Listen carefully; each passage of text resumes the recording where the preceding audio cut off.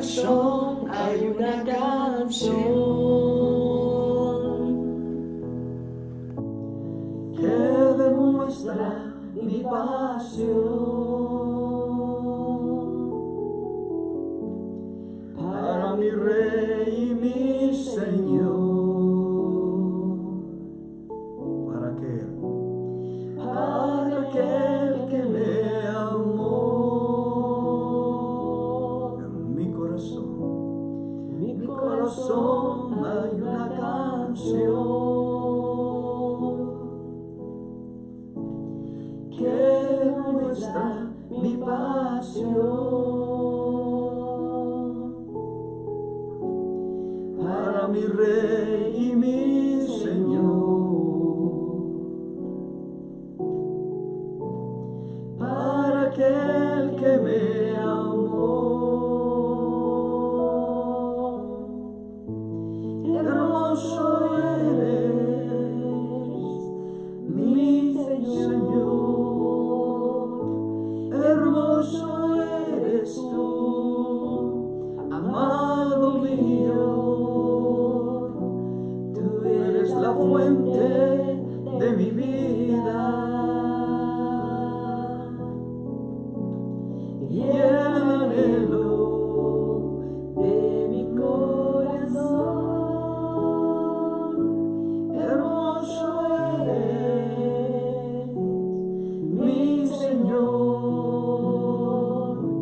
Hermoso eres tú, amado mío. Tú eres la fuente de mi vida. Y el anhelo de mi corazón.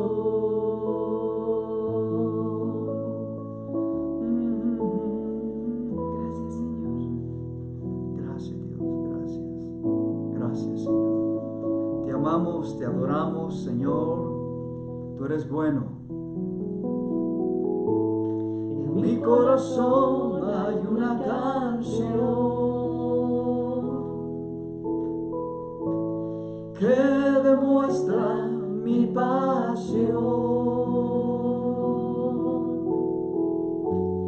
para mi Rey y mi Señor, para aquel que me amó. Hermoso eres, mi Señor. Hermoso eres tú, amado mío. Tú eres la fuente de mi vida.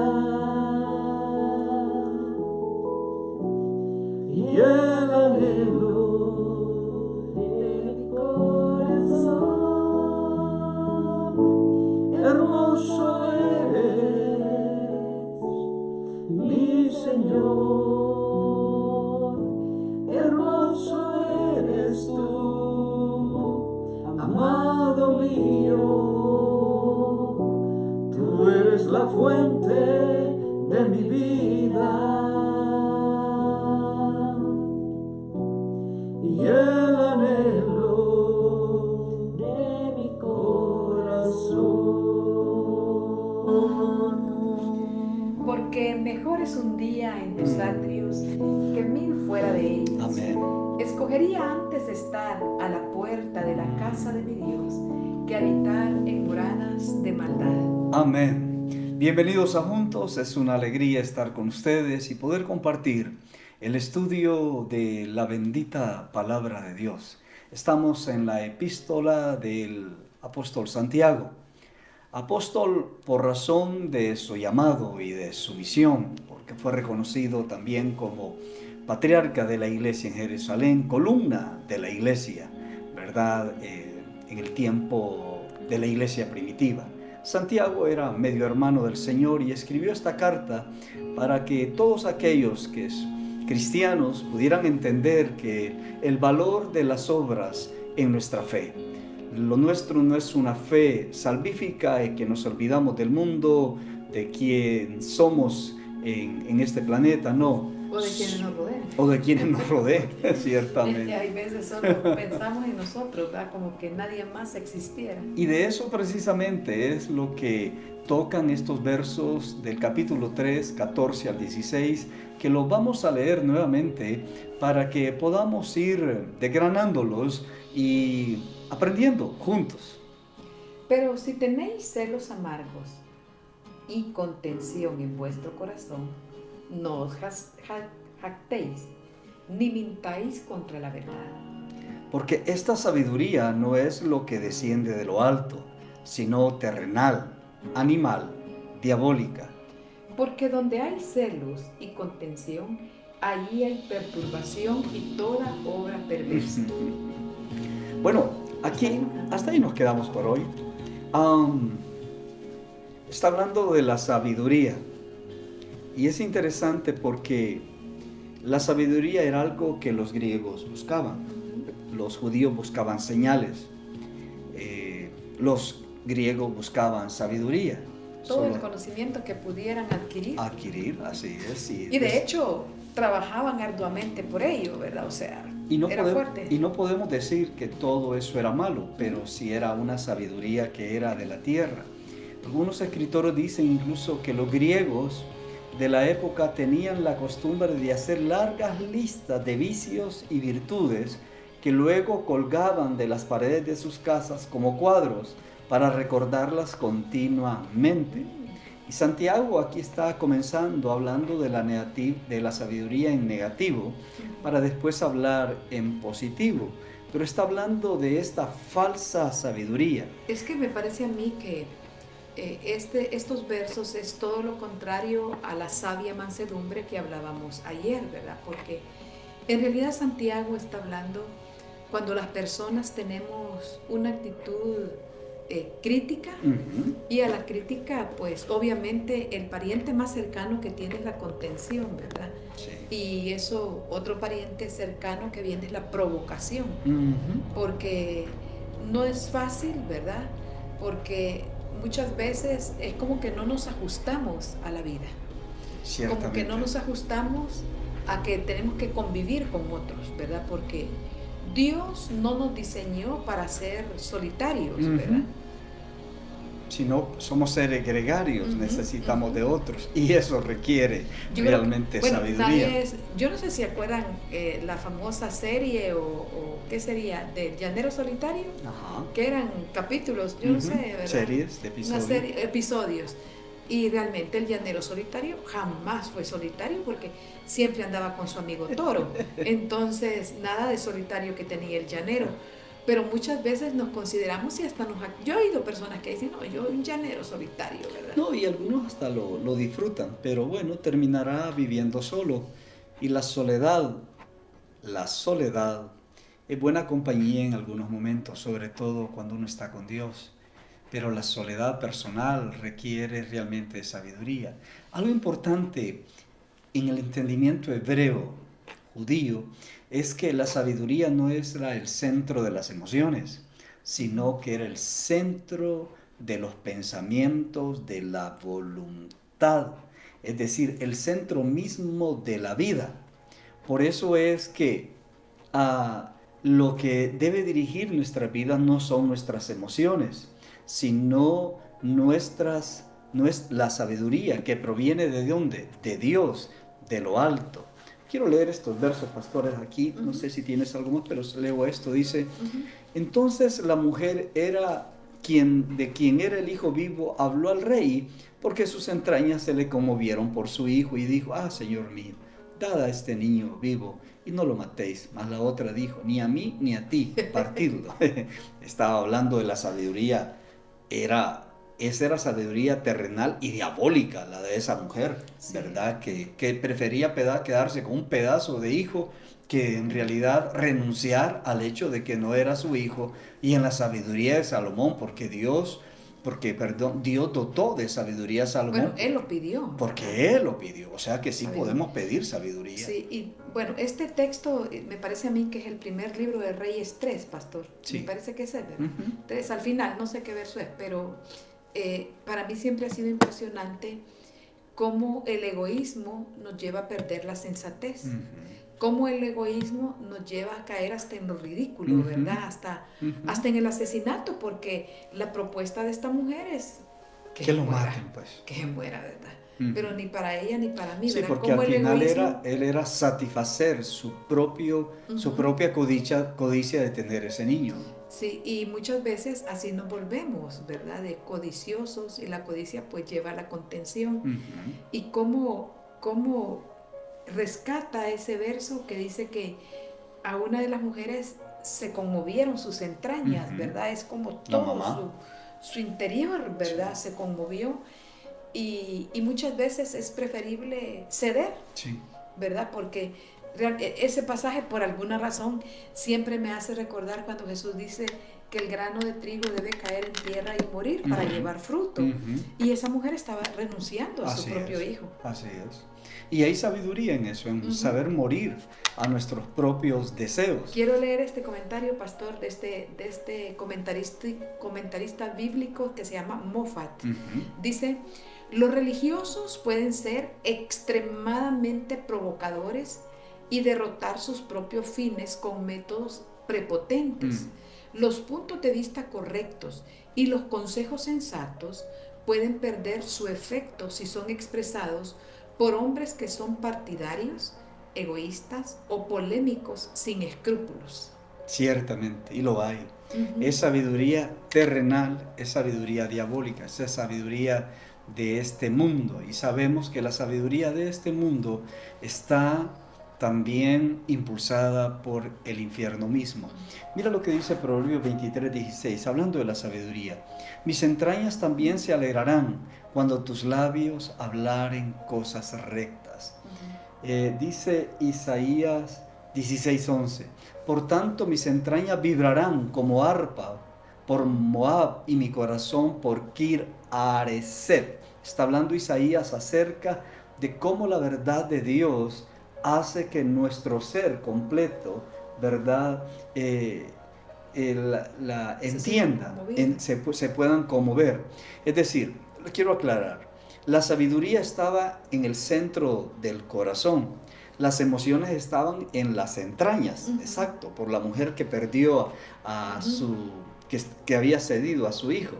Pero cuando dice Jeremías 4:19, mis entrañas, me duelen las fibras de mi corazón se agita dentro de mí, no callaré porque sonido de trompeta has oído, oh alma mía, pregón de guerra. El corazón era el centro del pensamiento. Y leo este texto bíblico solo para poder hacer la comparación. En Génesis 6:5 dice, y vio Jehová que la maldad de los hombres era mucho en la tierra, y que todo designio de los pensamientos del corazón de ella era de continuo solamente al mal. O sea que el corazón en la Biblia es el centro de la vida. Por eso dice el mismo proverbio, sobre toda cosa guardada, guarda tu corazón, porque de él mana la vida. Así que la mente del ser humano, alejada de Dios, se engendra una falsa sabiduría. La falsa sabiduría que está contaminada precisamente por los celos, por la jactancia. Yo quiero leer este otro comentarista, dice, que lo definió de esta manera. Burdick dice: cuando Santiago habla de terrenal, animal y diabólica, otro comentarista, Adam Clark, definió cada término para que uno lo pueda entender mejor. Dice: cuando Santiago habla de la sabiduría terrenal, dice, es tener la vista solo en esta vida. Animal. El animal tiene por objeto la gratificación de las pasiones y las propensiones animales. Diabólica, porque es la inspiración satánica por demonios, mantenida en el alma por su influencia residente en el interior. Interesante, porque cómo Santiago evalúa todo según los estándares del mundo. Por supuesto. Y eso es lo que uno muchas veces no logra entender, que nuestros estándares, nuestro estilo de vida Es que en realidad, bien dice también Juan, no améis al mundo ni las cosas del mundo. Dice, porque los deseos de la carne, los deseos de los ojos, la vanagloria de la vida, dice, todo eso tiene que ver con el mundo. Pero el que hace la voluntad del Padre, este permanece para siempre. Sí, porque si tú amas al mundo más que a Dios, definitivamente el mundo está siendo la prioridad en tu vida. Ahora, aquí menciona Santiago una tríada de cómo podemos saber nosotros que andamos en sabiduría terrenal, animal o diabólica. Menciona 3 palabras. Una de ellas es los celos. Y no simplemente celos, sino los celos amargos. En segundo lugar, menciona la jactancia. Y en tercer lugar, menciona la mentira. Y hablando de los celos y de los celos amargos, la palabra celos en particular es un deseo, ¿verdad? Se convierte en una emoción y tiene su sentido positivo cuando se trata de guardar o salvaguardar la vida o salvaguardar la vida de los que amamos, o salvaguardar la vida de las cosas que Dios nos ha dado o de la doctrina santa. O sea, debemos de ser celosos, por ejemplo, de la sana doctrina. Dios es un Dios celoso, dice la Escritura. O sea que los celos como tal no podemos decirla que es negativa o positiva, sino cuando se dirige y a quién se dirige o la forma en que se dirige, hay un momento entonces que el celo pierde esa virtud y se convierte realmente en sabiduría terrenal. ¿Por qué? Santiago lo dice claramente, celos amargos. Nosotros vamos a recordar el ejemplo de Saúl, que tuvo un celo de David y se convirtió en una amargura que llevó a Saúl a perseguir a David, y lo único que David había hecho era matar al gigante, y de ahí en adelante varias ocasiones trató de matarlo. David se convirtió en enemigo de Saúl. Para David no, David siempre honró y respetó al rey.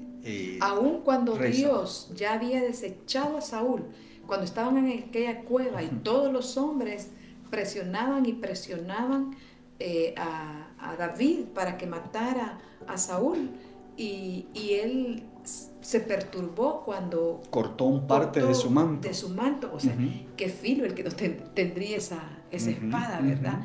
Y él dijo, no, yo no voy a tocar al ungido de Jehová, a pesar de que él ya había sido desechado. Así o sea, es. La actitud de David es lo que uno rescata, ¿verdad? De esa situación, porque los celos amargos es bien fácil contaminarnos con celos amargos. Especialmente cuando las cosas no salen como nosotros queremos, o cuando miramos que otros prosperan, cuando a otros les va bien, cuando otros alcanzan sus metas y de repente uno como que se detiene y es un frenazo, ¿verdad? Pero para bien o para mal, nosotros escogemos, porque la vida se torna de decisiones que tomamos. Entonces, Santiago está, para mí siempre me parece interesante que él no dice que no vamos a tener celos amargos. Lo que está diciendo es que ahí hay contención y perturbación. Si tú tienes problemas, por ejemplo, cuando alguien brilla, cuando alguien se habla bien de ella, y de inmediato tú empiezas a descalificar a esa persona o poner tus ojos en la debilidad de esa persona, en lugar de aplaudir lo que esa persona ha hecho o lo que esa persona ha realizado, allí comienza un celo amargo. Los celos amargos, la amargura es uno de los peores pecados, porque muchas veces el amargado no acepta que está amargado, porque su propia justicia le dice muchas veces que tiene la razón. Pero muchas veces cuando nosotros nos comparamos y hablamos de otros o de otras, lo que en realidad está pasando por nuestro corazón, no por nuestras emociones, sino verdaderamente por nuestro corazón, son celos amargos. No, y bien dice la palabra, ¿verdad? Que miremos bien, dice Hebreos, que ninguna raíz de amargura nos estorbe. Muchos son contaminados y dejamos de alcanzar la gracia del Señor.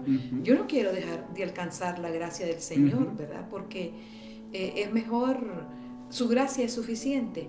y Él nos va a hacer prosperar, Él nos va a abrir esa senda nueva, y es mejor gozarnos con los que se gozan, llorar con los que se lloran, ¿verdad? Porque todo tiene su tiempo y su momento. Sí, los celos amargos hay que saberlos identificar, porque esto es sabiduría natural, terrenal, y es animal. Mire que les leo este pasaje de Hechos 5:17. Entonces levantándose el sumo sacerdote y todos los que estaban con él, esto es, la secta de los saduceos, se llenaron de celos. El movimiento cristiano empezó a crecer en Jerusalén y por supuesto esto provocó en la vida del liderazgo religioso y político de ese tiempo celos, porque mucha gente se estaba convirtiendo a Jesucristo, incluso sacerdotes se estaban convirtiendo a Jesucristo, y la secta de los saduceos, que era la secta que manejaba el gobierno civil y era la secta que básicamente estaba conformado por la aristocracia allí en Jerusalén. Este grupo empezó a tener celos y esos celos se volvieron celos amargos, y sabemos entonces que comenzó con ellos la persecución de los cristianos.